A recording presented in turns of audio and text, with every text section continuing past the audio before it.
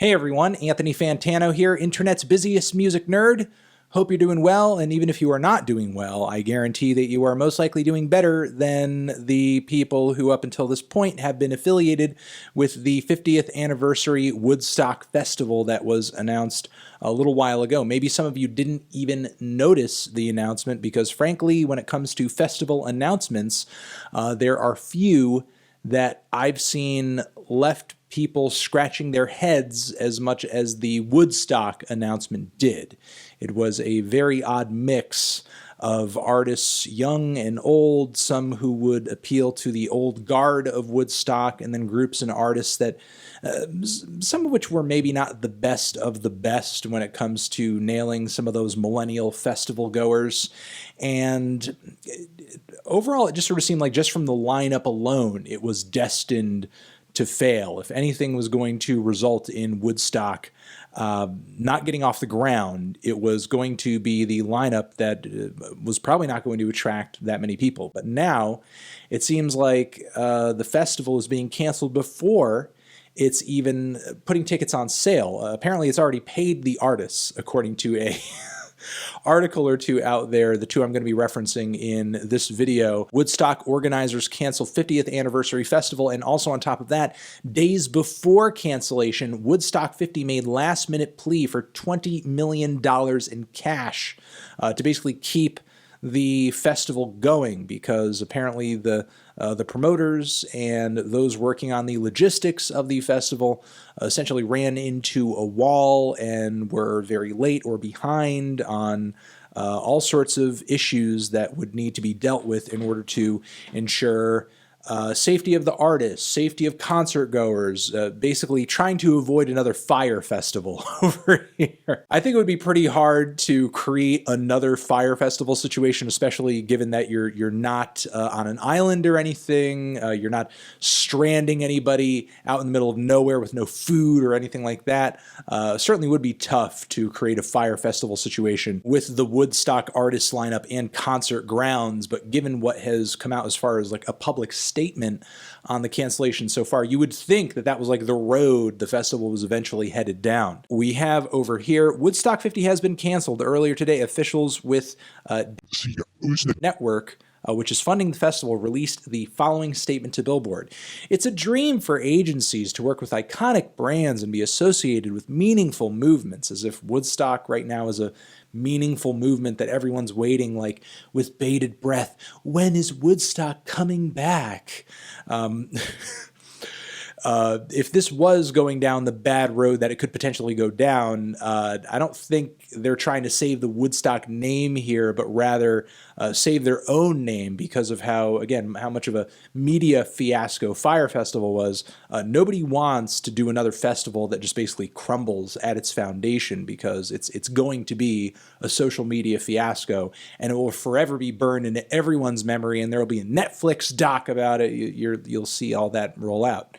But moving on from there, we have a strong history of producing experiences that bring people together around common interests and causes, which is why we chose to be a part of the Woodstock 50th Anniversary Festival. But despite our tremendous investment of time, effort, commitment, we don't believe the production of the festival can be executed as an event worthy of the Woodstock brand name, while also ensuring health and safety for the artists, partners, attendees. Down further in the article, it is said, sources say concerns about the capacity of the festival, site readiness, and permitting issues led to the cancellation of the commemorative event, which had been scheduled for August 16th to 18th. Last week, a representative for the festival reached out to officials with Live Nation and AEG to inquire about $20 million of investment to save the festival, but both companies declined the offer. So basically, you have the opportunity to invest all this money, save the festival, make sure it's safe, so on and so forth, and they're just like, nah, we're okay. Now, listen, I'm but a humble music reviewer and a cultural commentator.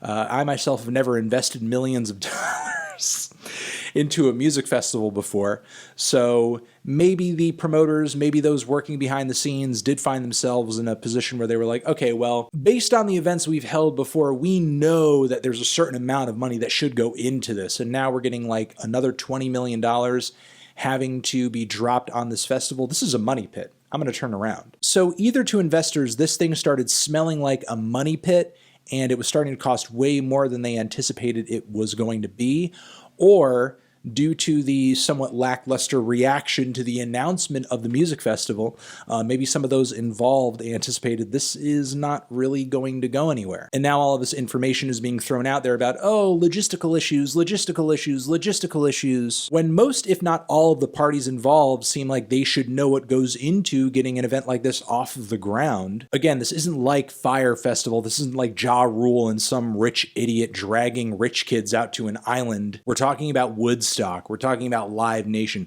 We're talking about AEG. We're talking about very well-established players here at this point. And as I am saying all of this and reading this information and reading this reporting from Billboard, keep in mind, at the point I am recording this video, there still seems to be back and forth and controversy over whether or not the festival has been entirely canceled or will be canceled. So as of right now, it seems like the fate of Woodstock 50 is either over or very much just hanging by a thread, hanging in the balance, future of the festival hanging in the balance over here.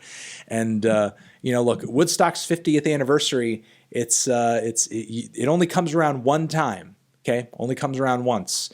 It's not something that you can just do next year. Then it would be the 51st. So we may be missing this opportunity to celebrate the 50th anniversary of Woodstock. But hey, you know what? Look, at the end of the day, if it spares everybody a bad festival lineup that nobody wants to see, and if it spares people from being hurt or stranded or starving, if it spares a social media fiasco, maybe canceling it is the right thing to do, the right direction to go in.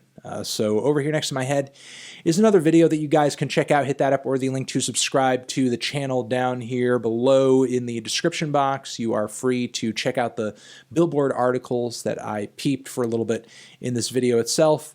Unfortunate that this did not come together like it should have, as smoothly as it should have, because honestly, at the end of the day, there are a lot of average, everyday people that work these things that were most likely counting on whatever paycheck they were going to get out of working for this festival this year. Sad that it had to play out that way, but if there really are safety concerns at stake here, then maybe this is just the best way to go.